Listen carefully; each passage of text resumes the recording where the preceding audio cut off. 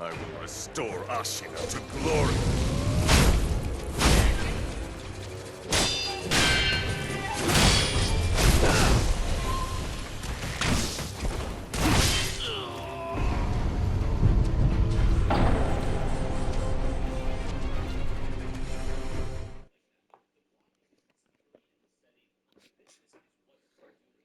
In a bit.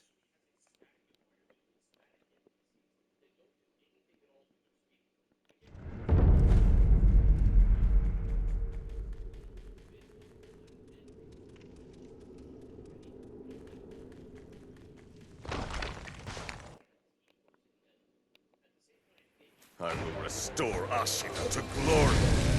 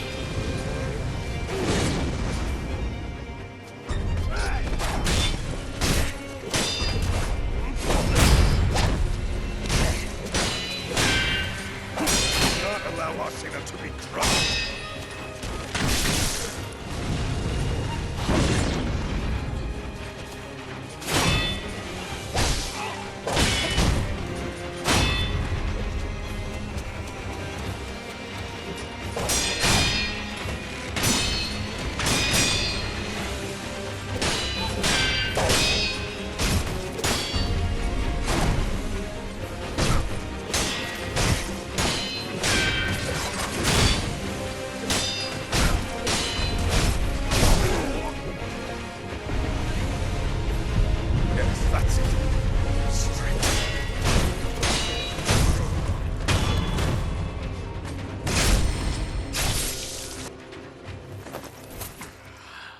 Count! Sekiro.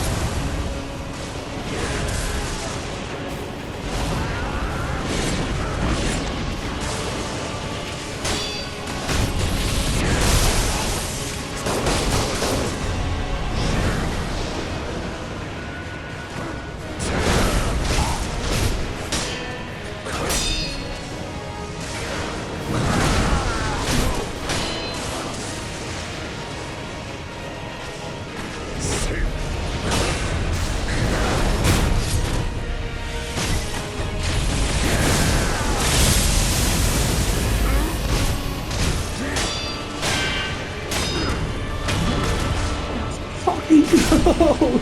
Yes! Let's go! Do it!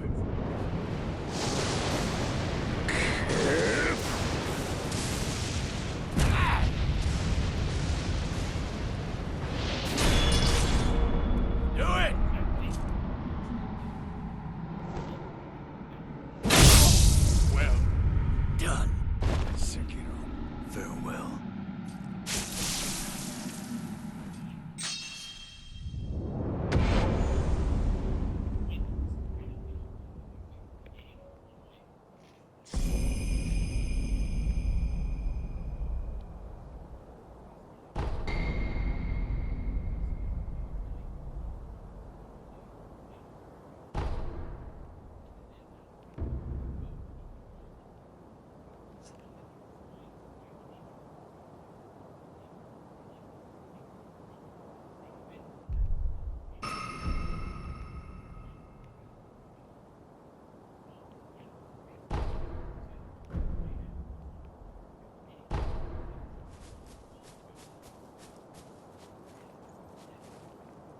Wolf, where are you?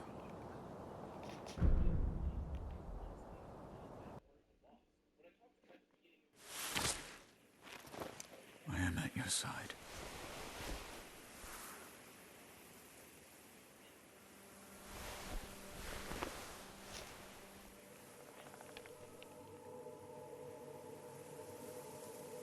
Take the dragon tears.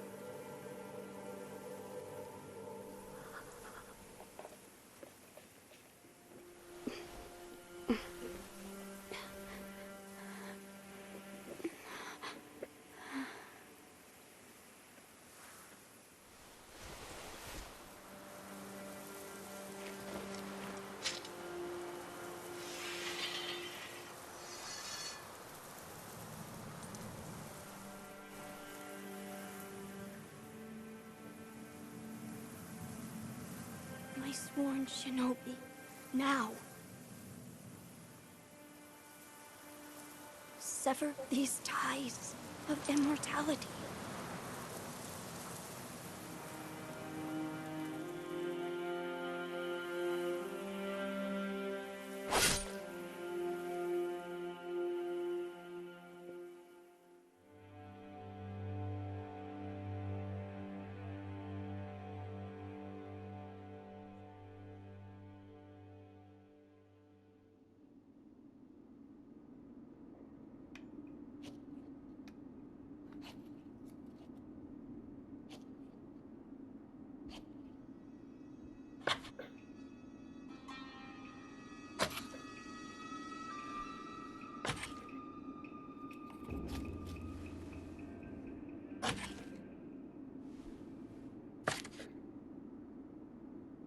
I think it is best that you have this.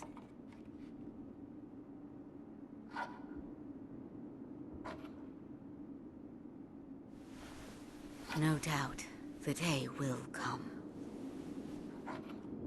When a shinobi arrives, seeking strength.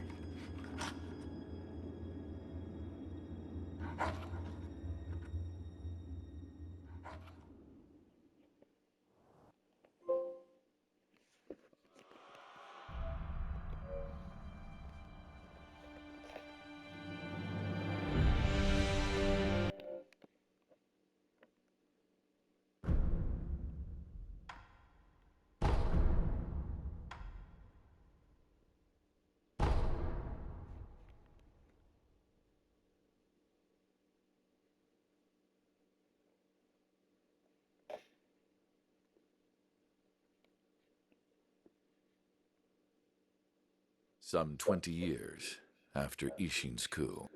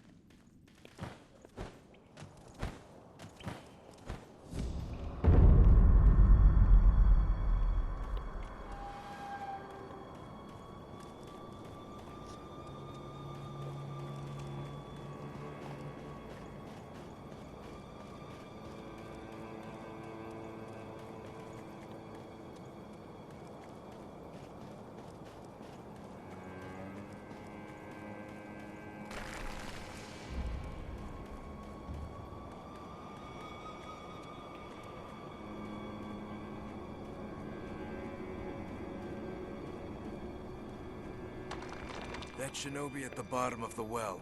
We didn't shackle him, restrain him, nothing. That doesn't worry anybody? Not at all. Not only is he unarmed, he has completely lost his will to live. Nothing but a coward.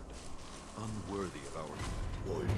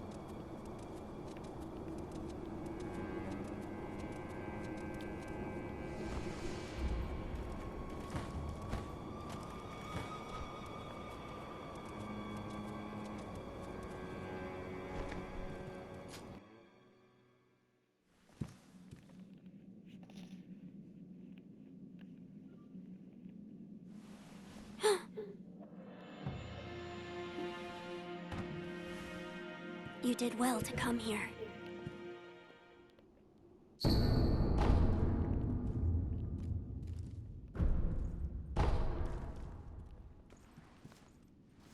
Loyal Wolf, were you gravely injured? After what? Do you not remember that? I do not. No. Right now we must... As you say. There's a secret passage beneath the Lord Ishin told I ask you, once you find it, signal me with a... You know, like you... I will join you as soon as... Wolf. Do you... This is for you, my lord. It's from that time, so you noticed then. I'd like to ask. But this charm has protected you all this time. I do not wish for you to... That is why I act... Suffering is what I'll please.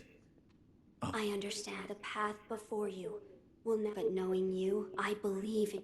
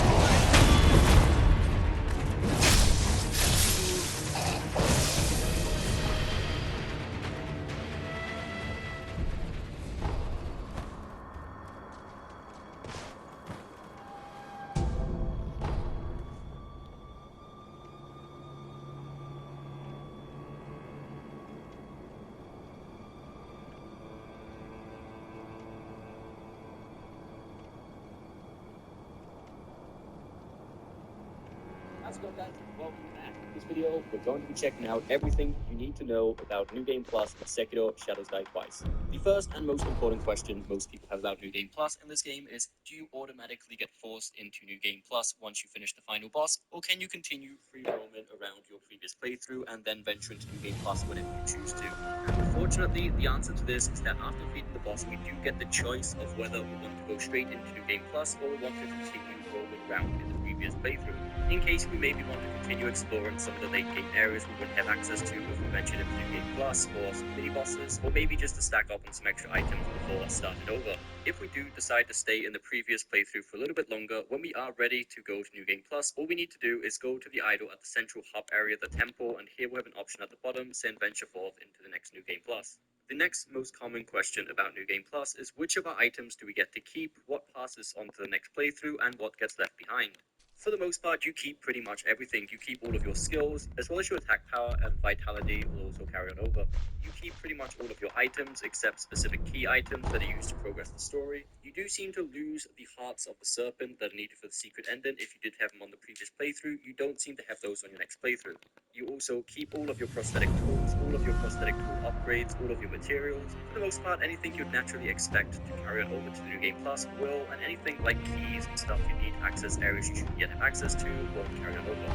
This is pretty standard practice in most of FromSoft games. Also, for those of you who may play Dark Souls, you're probably wondering about the gourd upgrades, the gourd seeds, and the prayer beads. Can we just collect all of them again once we have New Game Plus to get more instead of doing every single mini boss in the game? We can't actually do this. By this I mean, while we can continue collecting the prayer beads and gourd seeds that we didn't yet have in the previous playthrough, so say there's a mini boss we didn't kill in our first playthrough, we can now kill that mini boss in New Game Plus and get the prayer bead from him. However, the ones we did already get, let's say for example, the gourd seed we can obtain just after beating the ogre mini boss. That instead of being a gourd seed, it will be a different item. Usually these unique items get replaced by the Buddha statues, divine grass, or simply purses of gold. So just to recap, you can't collect the ones you already had collected in the previous playthrough, but you can continue getting the ones you hadn't yet got. As we said before, all of your skills you have unlocked will carry over, at exception of the Mortal Blade and the Mibu breathing technique, the one to dive underwater, as they are story related. You will need to collect those again in your next playthrough. Obviously, all NPCs will reset. Anyone you may have killed accidentally will be respawning as if it was a brand new playthrough. And as far as difficulty goes in New Game Plus, with each New Game Plus, you take more posture damage and more actual damage as well per hit. And one of the most noticeable things about New Game Plus is that your posture gauge will replenish a lot slower than it did in your first playthrough. So this is going to make you have to deflect more attacks instead of just straight up guarding against everything. And now, surprisingly enough, this next thing isn't actually unique to New Game Plus. However, some people may not know this, that once you've finished a playthrough on Sekiro, next time you start a save file on that same account, whether it be a New Game Plus on that same character or simply a brand new playthrough, at the start of the game, down in the well, when you pick up the letter, you'll now also get Kudo's charm. This will only appear once you finish the game at least once. And then when we meet Kudo, when we go to rescue him, we'll have the option to give the charm to him. Now, by giving him the charm, it will make the game more difficult. And to be precise, the way it becomes more difficult is that while we don't have the charm, if we do decide to give it back to Kudo, we'll take a bit of damage even when blocking. And this is pretty much against any mob, like the first enemies in the game, who normally can completely block out all of their damage just by holding down the block button, will actually take damage every time we block one of their attacks if we don't perfectly parry or deflect the attack. So this is definitely a huge increment in difficulty, and it's really going to make you try to learn the deflect patterns instead of just trying to block many of the attacks. And if you decide to do that in New Game Plus, that's definitely going to be one of the biggest difficulties. But also, it's a very cool feature for those of you who like to challenge yourself a little bit. If you do decide to give this into Kudo and then halfway through the playthrough decide it's a little bit too much, you can actually go back to the sculptor and ask for Kudo's charm back, and you can retrieve this charm, take away this sort of debuff. Now, this next thing I'm about to say, I haven't had a chance to confirm it 100% for sure myself, as it wasn't the first ending I got, but apparently if the only ending you have done is the shorter ending, the bad ending, you won't actually get this Kudo's charm at the beginning of the next playthrough. If anyone can confirm that, that would be great. Also, other questions you may have, the difficulty does increase all the way up into New Game Plus 7. Anything after New Game Plus 7, you can continue doing more playthroughs, however the difficulty won't scale any higher than that. So that's pretty much everything you need to know about New Game Plus. I hope you did find this video helpful, guys. If you have any other questions about this topic, please do leave them in the comments below, and I or anyone else in the community will be happy to try their best to answer. So if you did enjoy this video, don't forget that thumbs up button, subscribe for more content coming very soon, and we'll see you next time. Now let us leave this place.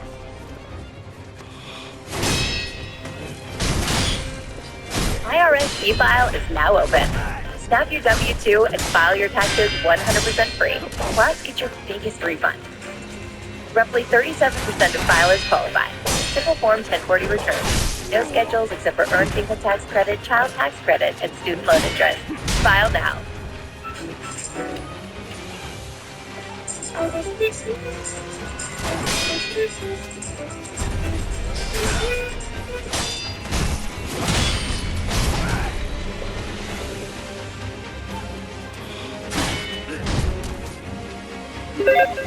Today we're here to bring you 10 things Sekiro, Shadows Die Twice doesn't tell you. Now keep in mind, this is strictly for beginners, but maybe if you played a few hours, you'll learn something too. Shadows Die Twice is very challenging, so it's good to go in with as much knowledge as possible. So let's get started with number 10. Now, as you may have figured out right from the start, when you die, you lose some of that money. Well, here's the next trick. As soon as you can, find a vendor and buy gold pouches from them.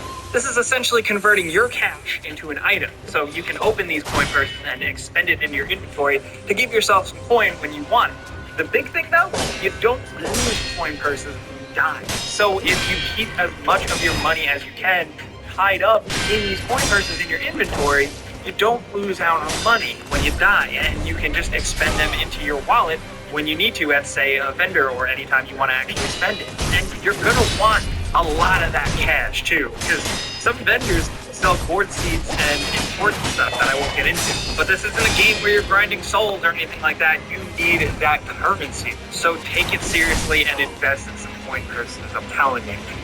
Now, next at number 9, this is a very small one, but the game didn't tell me this, and I like doing it in certain situations. You can actually do a backflip wall jump if you jump towards a wall, and then for the secondary jump, you'll hold back on the joystick while you press jump again. And your hero will do this cool little backflip, but land facing in the opposite direction. Now, I've used it to do like platforming in a tricky, tight area, but I've really found it occasionally handy, almost as like a quick turn.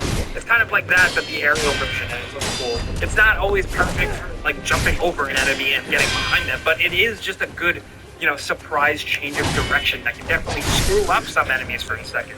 Like I said, it's just a neat little trick that you can get through most of the game without realizing that you can even do it, so I wanted to bring it up. Over to number 8, now I was talking about earlier how much losing your money and stuff sucks.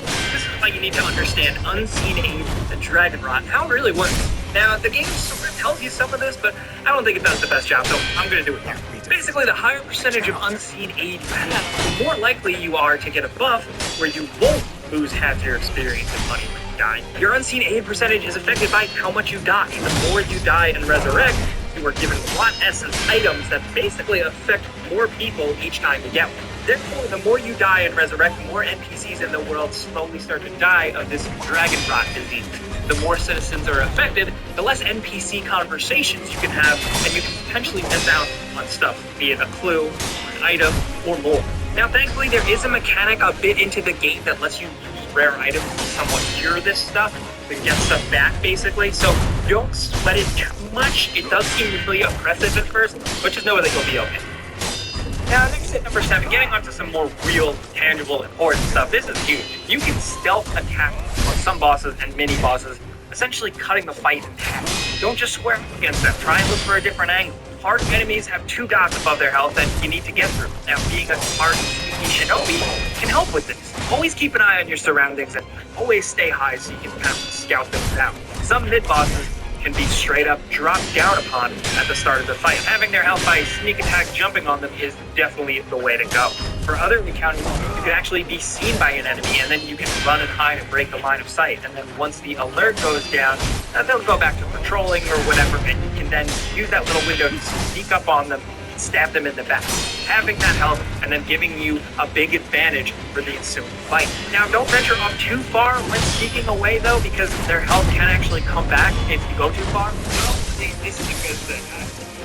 You feel like you're playing dirty or cheesing the game a little bit, but it's an intentional mechanic. It's in there in the game. They put it there for a reason, and you gotta do what you got.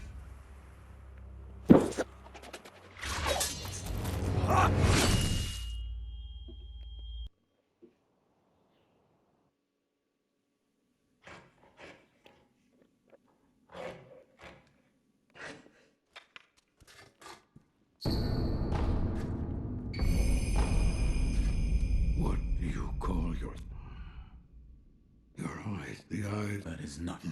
I must. You do. I've held on to at the request of. I take it. Why don't you? The path before you.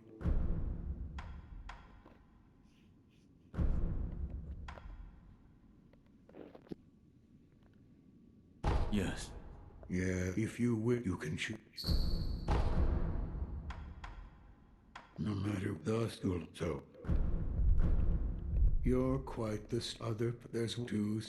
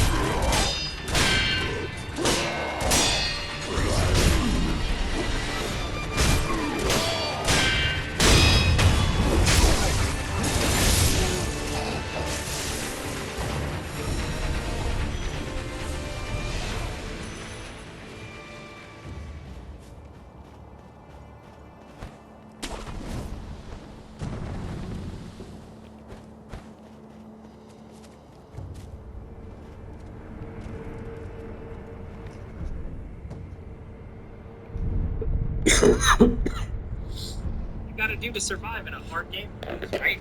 But next at number 6, your posture bar and the enemies is the name of the game here. I can't spend too much time on giving you a deep dive on the entire combat system, but I can give you some tips for managing your guard, because it's the most important thing to protect you. Now, you might take a few hits and your guard turns into that danger color, so back it up a bit and slow down. Your instinct would tell you to stop holding the guard to fill the meter faster, but that's actually not the case here. Unlearn what you know. You gotta do that a lot for this game. While holding the guard button, your posture increases faster. Now, the loading screen might actually tell you this, but still, it seems like after a hit, you gotta actually let go of the button and then hold it again to start it regenerating. But essentially, think of it as like holding your sword steady and regaining your composure. Now, the higher your health, the faster it regenerates too. The same goes for enemies though, so be swift, my dudes. Running also prevents it from restoring, so don't like run around like a crazy person thinking that it's going to bounce back as quick, because it doesn't. I think guarding and figuring out how all the posture stuff works is most important. If we had more time, I would go into the importance of unlocking those other moves like the Fakiri counter. I would say just really pay attention to that, but posture is 101. That's the thing you got to get down pat first. Because next at number 5, just like with every other From Software game, there are certain little mechanics that can sometimes go ignored because you either forget about it or maybe think that it's useless. And Sekiro has some small mechanics like this too. Eavesdropping is the big one. For example, like this might seem like something so small that it doesn't even matter. You're just mashing through random dialogue, but it's actually something worth doing. Listening in on a conversation can give you some narrative tidbits, or you might actually hear something useful that can help you out, like the location of an item, a hidden area, or a tip for beating an upcoming enemy in a way. For example, very early on in the game, right before you fight that annoying ogre on the Ashina outskirts stairway, you can actually eavesdrop on a conversation between two enemies, and they'll mention that the ogre is actually afraid of fire. So if you have the flame vent upgrade at this point and use it on the ogre, it will actually scare him and give you a few crucial seconds to get a few whacks on him. And this dude is a total asshole, so you need to do as much extra damage to him as you possibly can. So yeah, don't skip the eavesdropping, because it seems like it's just filler, but if you read closely, you'll see that people actually have useful stuff to say. Now next at number 4, obviously we've mentioned it before, Sekiro is very difficult. By now you've seen it online or you've experienced it for yourself. This game really takes some practice and dying over and over again to actually get into a groove with the combat. Now personally, I think the best way to learn is to take off the swimmies and dive right into the deep end and fighting enemies. I know that doesn't work for everyone, but to the right of the sculptor, you'll find Hanbei the Undying. You might not have paid attention and you just see him and you think he's an enemy and you don't want to go up to him, or maybe you just don't realize, but he is a kind of zombie samurai who is an excellent I am not tool. your son. You always that teach you how to do specific things, and you can essentially attack you a certain way, so you can use a certain moveset over and over again as you unlock them. Basically, how I got better in the early areas of the game was every time I unlocked a new move, how to do an aesthetic arm upgrade, I went back to him and I worked over and over again until I got it. So I do want to say that he is drastically easier and more predictable than any other enemy you're going to find in the game, so don't get too... Yeah, you can ask me still just get a general gist of certain things, you know, like for example, hearing him, just getting really help you moving forward will make you a little less afraid. Now, next at number 3, pay attention to your inventory and don't be stingy. You're not picking up new weapons or armor types in this game. You're only picking up useful items, so you'll find a lot. And some people don't bother with them or ignore some of them. I've seen it happen in Souls-Borne games too. So here, use ceramic shards to bait enemies out, often away from the group. It's pretty useful. Same with the edge. Toss it to disrupt some enemies. It can be a lifesaver. Confuse them even just for a second. Well, it doesn't always work, so be careful. If you've got oil, toss it onto an enemy before using your fire prosthetic to make the attack kind of really stick. Also, those expendable sugars, I'll just say, figure out their uses and the feel for them early, because later in the game, you're going to be needing to use them a lot more. But actually, hey, since we are talking about items, at number 2, let's talk about the firecrackers. They're so important. For just 500 gold, you can purchase the firecrackers from the Memorial Mob vendor. This is a hard-to-find vendor. He's kind of located on a high cliff to the left of the gate leading to that chained ogre fight. If you basically turn backwards after spawning at the idol closest to the stairs where he lives, look behind you and you'll see a tent on a faraway cliff. That's where he's at. He's actually pretty missable because that pathway is in a tough area of the early game. So go find him, talk to him, and purchase the file What to make milk? the annoying See, terrorists listen, a you bit and easier. I was a And thing, they but not those just days honor enemies really though. broke. They'll Oh, even startle that and isn't freak pretty. out some bosses too, making it an absolute Here's some necessity. coin. You can find Now it talk. another way later For in the my game, dinner, but it's but so it will much happen. easier if you get the Please. thing early on. Listen, Trust me, for a go for it. When it I'll comes to procure some something goods I think it's before it. important that you need to realize you seem more linear than other games like this or like from the developer in the past. And that's actually not always the case. What I'm trying to say is that if you hit a wall and you're struggling to beat a boss or get past a certain area, oftentimes you have the luxury of doing trying something else. Sometimes you need to grind out and get a better item or get a new weapon or ability to really give you the edge to beat that boss. Or maybe you're just not good enough yet and you need more practice. Even if it seems like you're stuck and that's the only way you can go forward initially, a lot of times there's going to be more. The maps are basically a giant labyrinth, so there's always going to be something else, something else you need to go find, do, fight a new boss, find a little secret item that'll help you, or get further in the alternate timeline at your camp, whatever. What I'm saying is, don't be afraid to turn around from something and come back later. Either way, whether it's now or later, you are going to have to throw yourself repeatedly at something in order to beat it, but you may find stuff you actually might be missing out. Really no beginner tips for Sekiro, stuff that the game doesn't initially tell you. So if you've got any other tips for beginners in your fan, we would love to hear. Leave comments from people who are just getting started. It can really help everybody out. Now, if you learned something, clicking the like button is the best way. You can help us out and show your appreciation. We really appreciate that. But as we're saying, if you're new, you should consider subscribing to have videos like this every single day. But as always, thanks for watching. See you guys next time.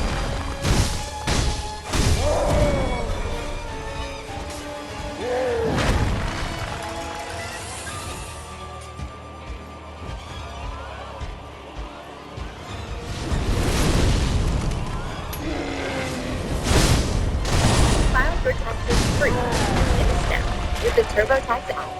And use your maximum refund guaranteed. File free now. Roughly 37% of filers qualify. Simple Form 1040 returns only. Wait for eligibility.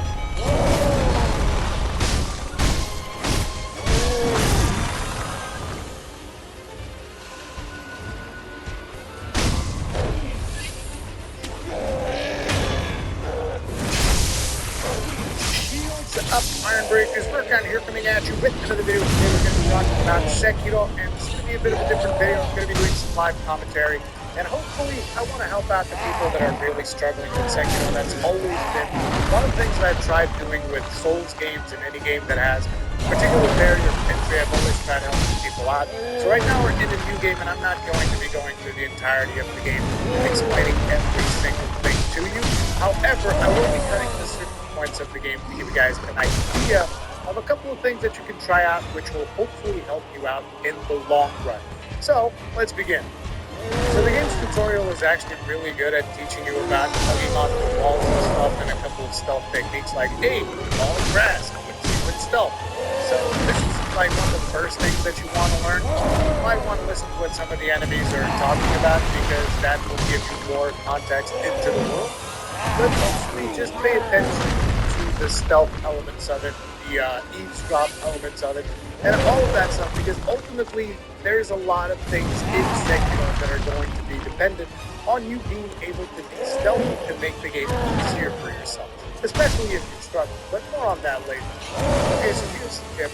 Every now and then the game will expect you to jump onto certain ledges, and those ledges sometimes a bit finicky to get the grab on. I mean, you have a little bit more practice at this point, so I think you can get it pretty flawlessly. But if you are struggling to get the grab, just know that you can keep square pressed, and that will always grab. So you can jump, hold square. You will always, always, always grab 100% of the time. No issues whatsoever. Also remember another thing, which is there are two ways of climbing up. You can jump up, but that will alert enemies. So usually you want to climb up by pressing square again, as opposed to always jumping, because I know that it is usually the reflex option to just jump, but just press square instead most of the time, so you'll be much better off. Okay, so after the first cutscene with Kuru, you get your healing gourd as well as your katana. Now, a very important thing is in this particular section, you might want to come back up here, get yourself a healing pellet, just in case you feel like you want to be cheeky and try to beat Genichiro at the tutorial. These pellets are going to be very useful. Now, another thing that you'll notice is that even if you drink your healing board. And by the way, you should equip your healing board and pellet on your quick items as fast as you possibly can. But even if you use your healing board here at the start, you're still going to be at half health, which is not particularly good, especially if you're just starting out playing Sekiro and you're like, man, I really want to learn this game and all of this stuff, and I'm really struggling. Okay, so here's the tip that you can do. At any point in time during this tutorial, you can use the homeward idle, and it will return you to your previous checkpoint, even though there's no sculptor's idols. It will just return you to a checkpoint and fill up your gourd uses as well as fill up your health. So that is something that you might want to do, particularly before Genichiro. Also, avoid using any pellets whatsoever in the enemies before Genichiro, because you want to have all 3 pellets if you want to have a chance at beating him in the tutorial for the real cutscene, so to speak. So anyways, let's continue. The first set of items you get, these dudes in the white robes, they're super easy, so you can just like run up to them. Sure, you can death blow them from behind if you really want to. This one you can just like overwhelm them. But the next one is going to be fairly different, because the next one is going to parry and deflect most of your hits. So, 1, 2. Now notice that he always attacks after he deflects your parry, right? Like again, you're gonna kill him soon. So what you want to do is once they get that first deflection in, you want to do the L1 spam. So basically, you do your 2 attacks, and then he's going to deflect. You'll see the sparks flying off. And whenever he does that, just spam L1 like this, and most of the times you'll get an instant parry off of enemies that do that. As a matter of fact, that's almost like a rule of thumb for a lot of enemies in the game. It's like you can attack right up until the point where they deflect you, and once they deflect you, you want to go on the defensive. So you can stay on the offensive all you want. The only one that's going to deflect me is the one with the hat, because these guys are a little bit too easy. So look. Okay, you actually got a cheeky hit it, little bastard. But attack. Royal Wolf, I see you. It is a spell. There's the deflect. You saw the deflect right there? I actually didn't parry that because I'm slacking. No, like no. There's a sword. I asked, don't you signal? You know, I will. No. I see.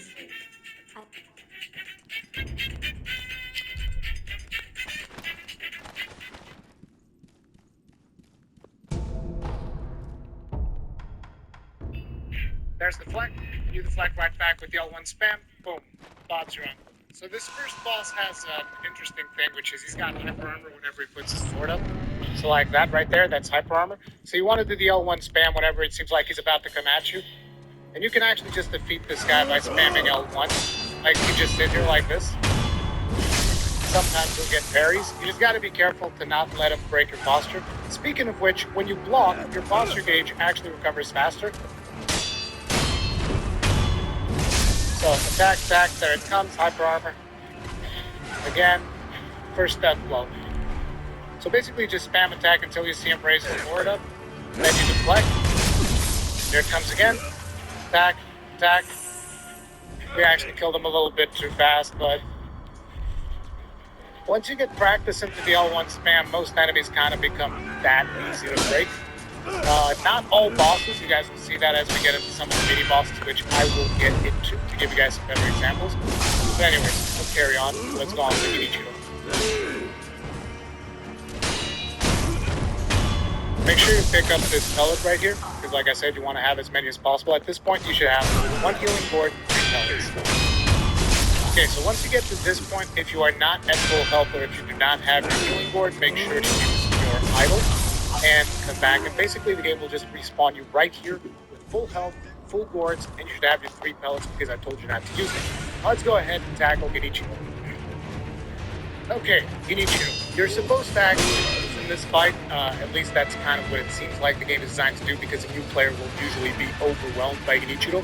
However, if you get here with your 1 healing board and 3 pellets, you have a pretty good chance of actually beating it. Now, if you remember, earlier I told you about how you can spam R1 on enemies right up until the point where they deflect. Do that a lot. As soon as Genichiro deflects, I'm going to spam L1 in order to try and get one of my own deflects in. Now, one of the more dangerous things that Genichiro will do is either his thrust attack or his sweeping attack, because at this point, you don't really have a way to punish thrust attacks, so you want to dodge to the side. Usually I dodge to the right side, that's like something with my brain. I just have to dodge more to the right side.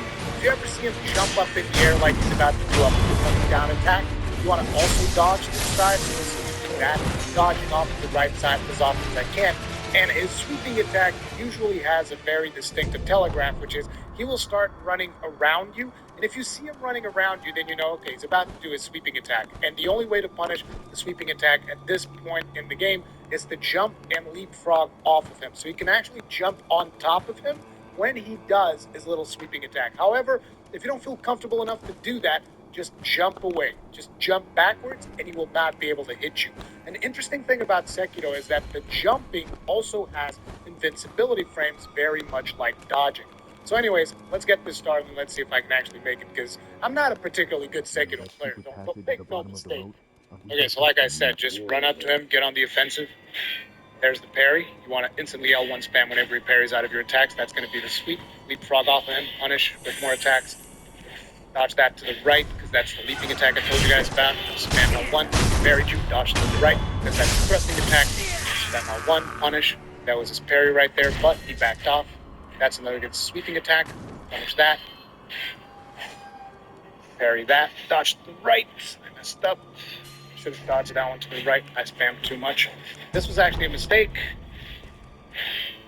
because essentially what happened there is that instead of doing his sweep, he did the pattern like he was going to do a sweep, but then he punished with a special, which happens sometimes. There's the sweep. Ooh, I actually canceled that sweep out. Where shall we go? That Whatever. So that was a thrusting attack.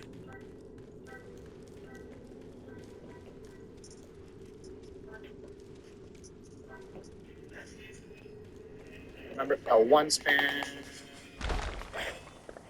Oof, broke our guard there, but we're good. Go on the offensive. There's the sweep. Get that. Death flow. Now get right back on it. Don't give him no breathing room. Incoming spam of attacks. Spam L1.